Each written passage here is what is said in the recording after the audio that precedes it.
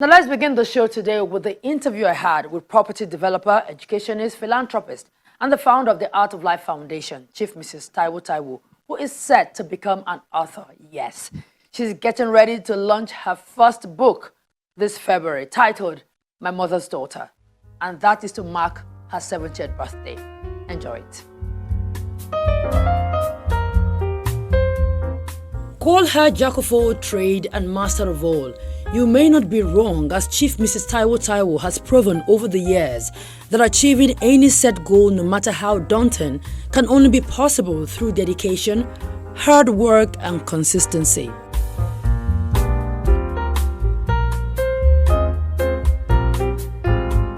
Chief Mrs. Taiwo has shown all these qualities. Her achievements sure speaks for her. She's a property developer, the chairman of the board of Atlantic Hall School, the founder of the Art of Life Foundation, an interior designer. It sure doesn't look like she's ready to stop anytime soon, even as she clocks the milestone age of 70. To be very honest, I don't even feel a day younger than I have memories of myself at 20, 30, 40. So it's a shock, that word 70. And I don't have it, but I know because of the sheer amount of eclectic things I've done in my life, that it has indeed been a journey, a very versatile journey in so many different ways, But one thing that I am so proud of, I read a book when I was like 20, and in that book, it said that most human beings never accomplish more than 10% of their faculties. I thought, what a tragedy. And I swore to myself that I was going to explore every single faculty I had. And you know what? I think I've done at least 80%.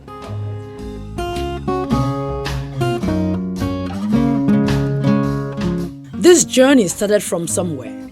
She takes us down memory lane on the kind of childhood she had. I come from a family of 8 children.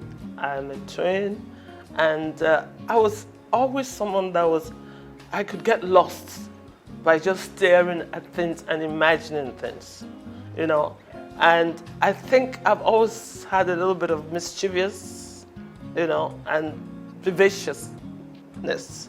I tell you a very funny story. My first school, nursery 1, and I went with my twin sister, and after 3 days, I went to the teacher, and I said, I want to go home now. She said, what? I said, well, I was here, came to play with you yesterday and the day before, and I'm bored. I want to go home. Yeah, she said, go and sit down somewhere. And of course, that was my attitude to school. So my first year in school, I was told to repeat. So one day, I must have been like 8. I just said, well, she's punished me for, So I just walked out of the school. And I said, I'm going to walk home. And we had just moved to Maryland, And the school was in Yaba, Reagan.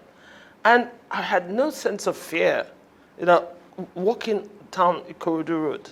So I started walking, and I kind of had a thought in my mind that, if I got tired, my uncle, my father's brother, had a house on the Ikorodu Road that I could go there. But knowing me, I was probably staring at something and because that is it. I'm very curious. So the driver that normally drops us first in Yaba, then takes the others to Anglican in Lagos and ends up in Holy Child, was on his way back. And he spotted me and he said, what on earth are you doing? So, Trekking. Yeah, on the corridor road. So he picked me up and he said, your parents are going to be livid with you. And I've always had a bit of drama. Yeah. So when I got home, I was stunned at my parents' reaction. They said, how on earth did you leave school? And they did not notice. They said, what kind of a school is that? You mean somebody can walk out? So now I'm a drama person. I said, yes, I was never. So my father came to the school, told the headmister what of, and said, okay, you're packing out of school right now. And that was my last day of school in Nigeria.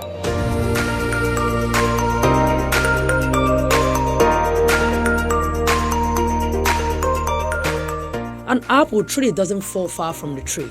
Chief Mrs. Taiwo had a perfect example to look up to in her parent, Chief Samuel Olatubosun Shonibare, founding father of the Action Group political party and a renowned businessman, and her mother, Chief Mrs. Alex Shonibare Ni Olukoya, who also was a businesswoman. She also had the support of her husband, Chief Ladi Taiwo. For me, I have actually followed your life in the best way I could in terms of your achievement and all that. One thing I admire so much about you, and I think some people would admire that about you too, is your strength. Now you possess this inner strength that you were able to turn a rather unfortunate situation, that's the death of your daughter, into something positive, positively affecting lives. And you know, a lot of people have gained a lot through the Art of Life Foundation. Where did you get that strength from? You know, when my daughter, the love of my life, my only daughter at 24, I mean, I had not even had a nightmare of such a thing happening. You know, for the first couple of hours of absorbing it, I said I would never open my eyes again. I said, she's not meant to be somewhere ahead of me. I'm the one that's meant to go in front of her to show her how we do it here. Just like I have done, took her to primary school, took her to university. I mean, what is she doing ahead of me there? I cannot bear it. She is not there, not been there. And I felt her say to me, Mommy, you're strong. I've always admired your strength. If you break down, you're not the mommy that I know and adore. I know that you're going to make the world, change the world because of this. And so I think it was my tremendous love of being, knowing that she would be ashamed of me if I didn't take this and take it as God wants me to. You and some other great women came together 31 years ago to start up a school, Atlantic Hall. Yeah. Now, the school is 31 years. At that time, it could have been, I would say it would have been daring for women to dare to actually want to do that. Yeah. That says a lot about what women can achieve when they come together. What gap did you see at that time that you decided to say, okay, let's start up this? You know, we as a group of 5 of us, we were friends. At that point, we had all had children, and we used to meet, you know, once a month and just chat. And we discussed everything, and invariably we started talking about, oh, this lesson teacher, have you tried this? And said, why are we, you know, killing ourselves for our children to go to the schools? And, you know, the schools are not the standards that they are. So the session said, you know, we can start our own school. And we were greatly inspired by the fact that, you know, we knew that Corona schools had been started by women. We knew Corona Society. We knew that Queen's College was started by Lydia Ademola and Lydia Bayomi. So it occurred to us, listen, our parents are not going to be the ones that do this. It is our call to duty.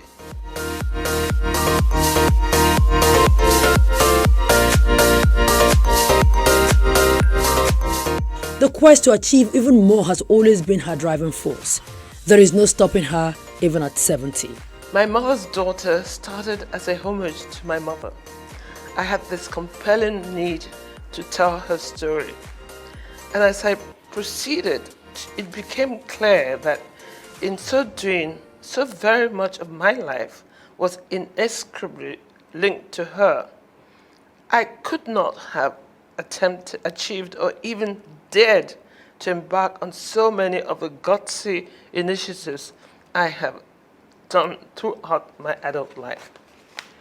If I had not had such a formidable role model as my mother, in telling my story, my mother's daughter, I discovered that she had led me on my journey to becoming.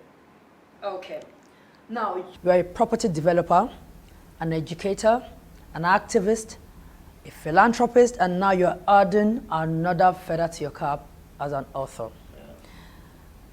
My Mother's Daughter, that's your book, talked about more of your relationship with your mother and how much of an influence she had on you. Now, why do you think the world should know about this woman? Oh, she was such a formidable personality, very rare. I mean, she was one of the most fearless person I've ever known. Yeah. She also had a very intuitively smart business sense. And, but she was humble. She was very, very understated. She was a fashion icon, no doubt about that. But you would never know that she came from the kind of rarefied background that she came from, because she was the opposite of being a show-off. I mean, she would just not fit into this world of people, no. Okay, you waited for 70 years before you decided to tell your story. Why do you think the time is right now? I always wanted to write about my mother. And when she passed on 12, 13 years ago, I knew I was going to write her story. It was just finding the time. And in fact, the book took another turn, because I used to actually do interviews with her to tell me about her own mother, about her own life story. As a grandmother? Yes, because my mother's mother died when my mother was 13. Yes. So she came from, a background with having lost a mother, and she it was something that broke her heart until forever, yeah. And I used to take notes about her, so I was always going to tell her story. But I guess when I started, so the book was going to be about her, but as I said, in telling her story, it kind of dovetailed to my own story. And I really realized that at the background of my story, if you read this book, is my mother. I must say that the book has been getting some positive reviews. One from Pamela Watson, the former Australia Honorary Consul to Lagos, and of course, veteran actress, Joker Silva, and of course, Dr. Mrs. Stella Okoli, the MD CEO of Emzo Pharmaceuticals, and another one from Mrs. I had to get her name, Dr. Modupe Irele, the Nigerian ambassador to France. Now, all of them, if I have to read what they've all said, but they all pointed out to one thing, that the book is a must read because of it shows how much of a change somebody can make if you are determined to make that change, and that is so in you. So what do you think, what do you expect those who will read the book when it's finally launched? What do you want them to take away from the book when they've read it? I think I want them to have fun with it, because, I mean, there's serious business, how I raised $24 million, built a house in my 20s, but there's also a bit of fun,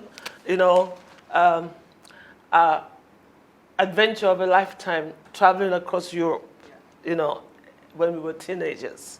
There's a lot of funny parts, I write, and I hope with a sense of humor. The many different ways I challenge myself. So, I mean, I think, honestly, I have tried to expand all my faculties, and I'm proud of that.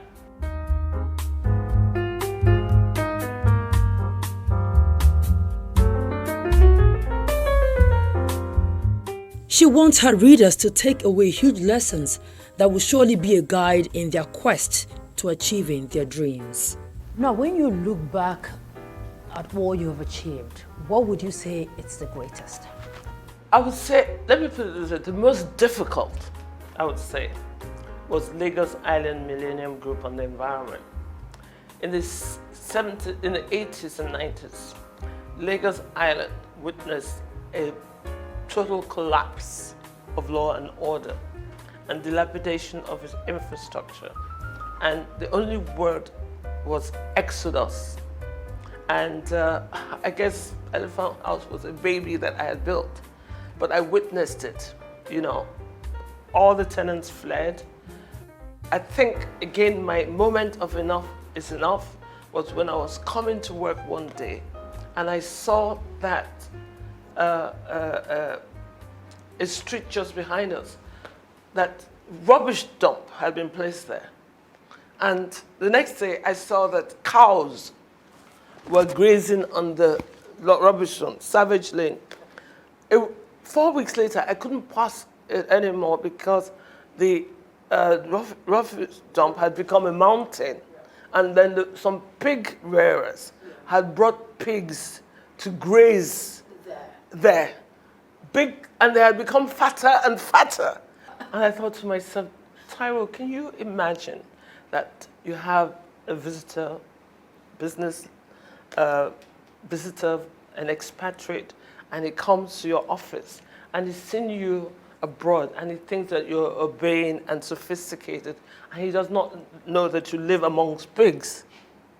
You live it, and I said, I'm not a pig. And I said, I have got to do something. So this was another one of my enough is enough moment. So I called all the owners of property in Lagos together. And for me, when I start, I don't stop. I said, downtown Lagos, down the drain. And with it, all our assets. If you believe that this, let's get together and do something about it.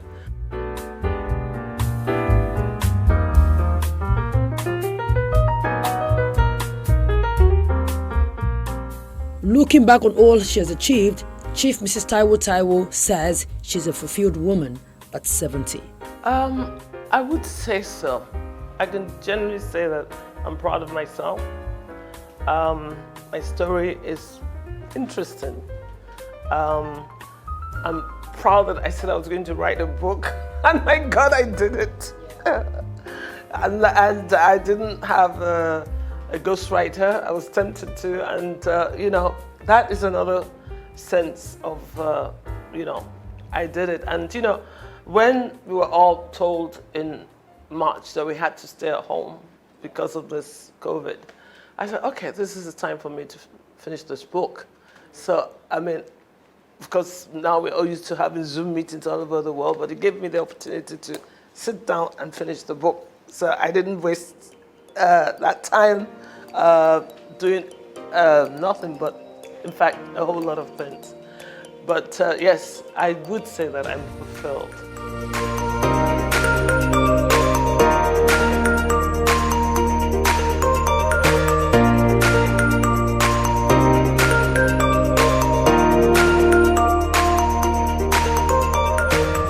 Chief Mrs. Taiwo is a wife, mother, grandmother, and a businesswoman, and now an author.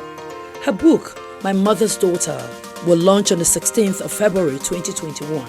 She is optimistic that the book will surely have positive impact on the readers.